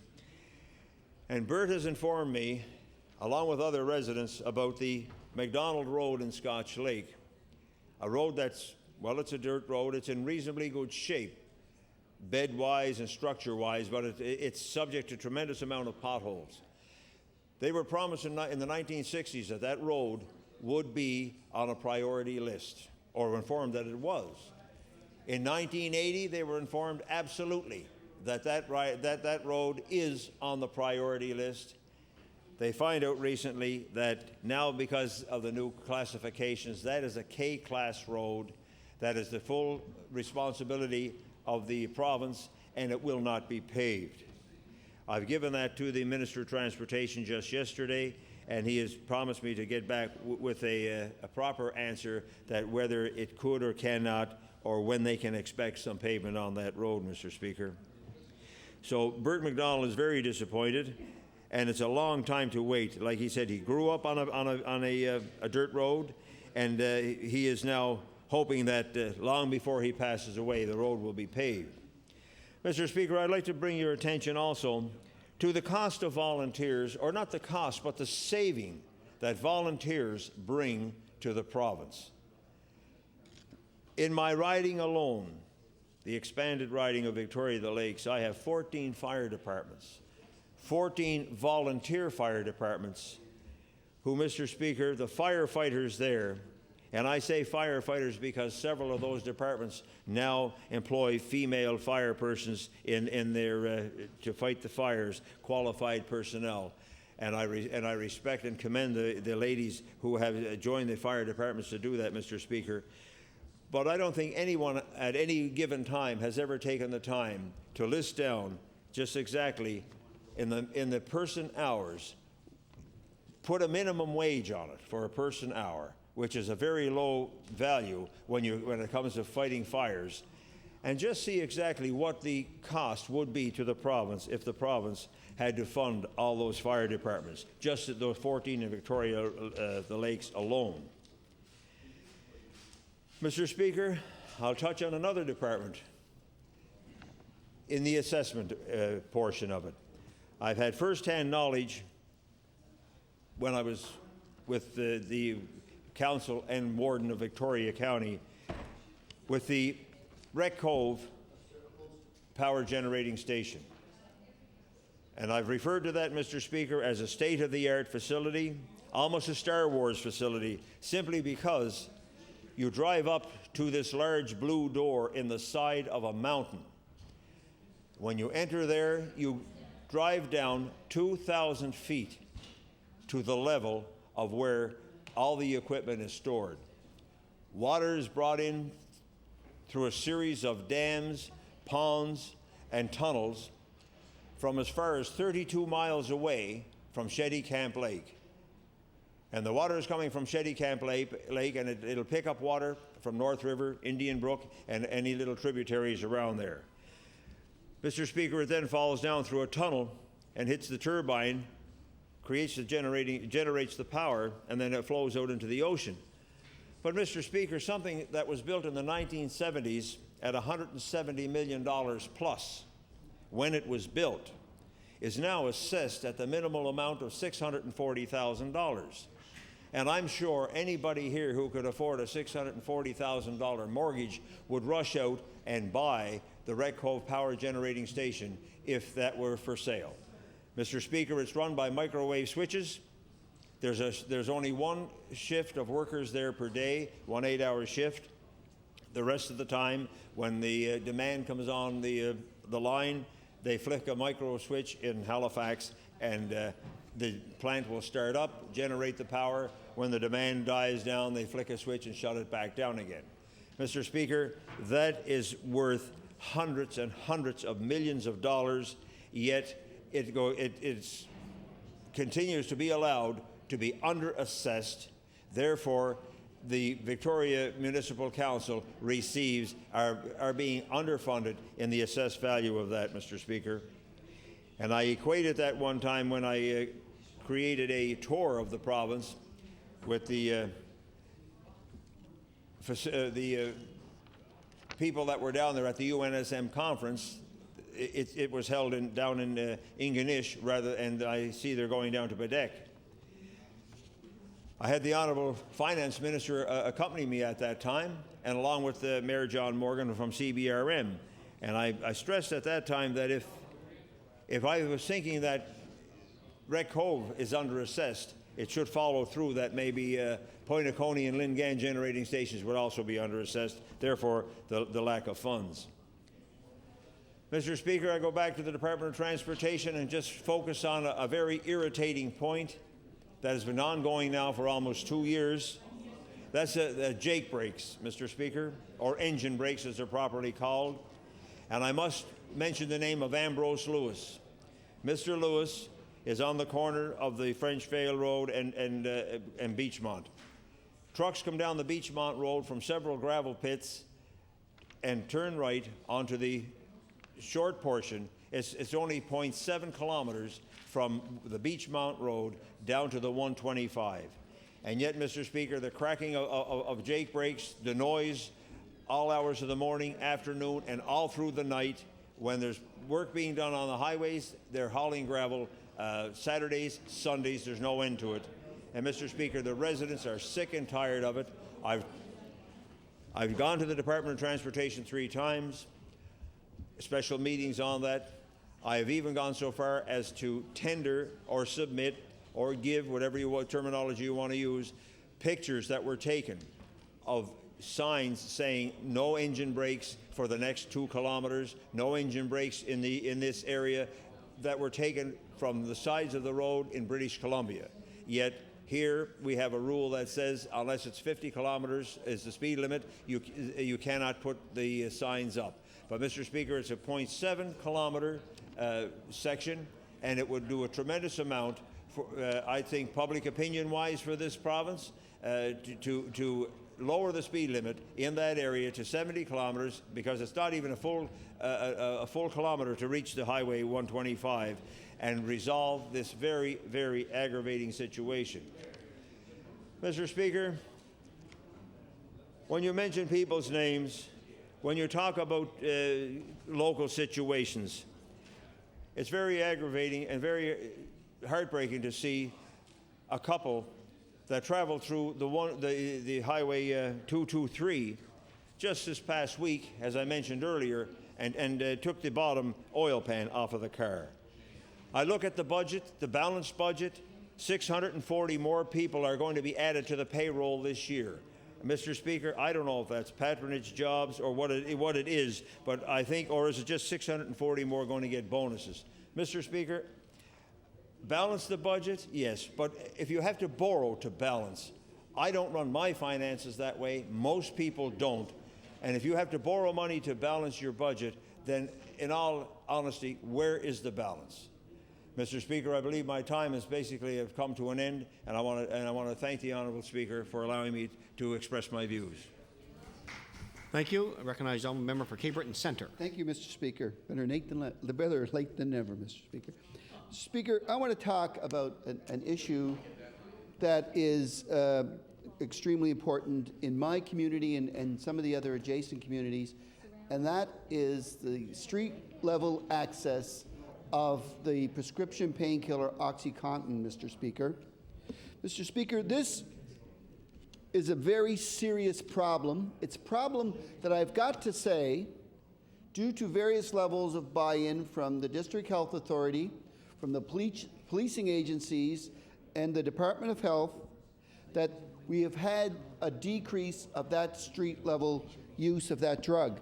But, Mr. Speaker, what we have to be aware of is the problem of the addiction with that drug, Mr. Speaker, because once we can build a fence, if you will, around the idea of prescriptions and in street parlance who the writers are, and the writers are referred to by street-level drug sellers, Mr. Speaker, as doctors who are easily accessible and will write these prescriptions.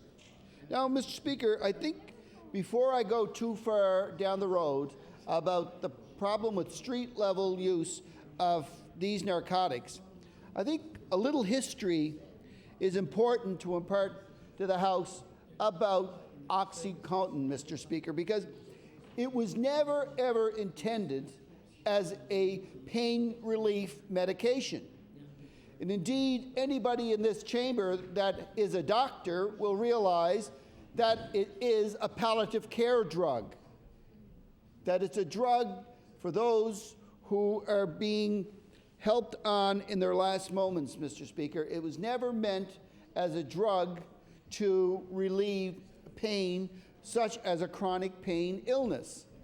But that's what it ended up being used as. Now, Mr. Speaker, the world supplier of OxyContin is a company called Purdue Pharma. Now, Purdue Pharma is not a very, as drug companies go, Purdue Pharma is a fairly small player. But it's huge in this drug. It is the sole manufacturer of this drug. And indeed, one has to think about its role in perpetuating the problem with street-level use of OxyContin. What they did, Mr. Speaker, is they would go to doctors, once they found out how this was being used, the easiest and most probably interesting thing they could have done was take that off the streets. But no, you know what they did, Mr. Speaker? They saw this need and would go around to various doctors and give them a CD player with like music on it, like from the swing period. And it would, what it would do, it would basically tell the, or would give clearly the doctor the idea that with this is a great drug. My back was sore 3 months ago. I've started OxyContin, and it's fine. I can touch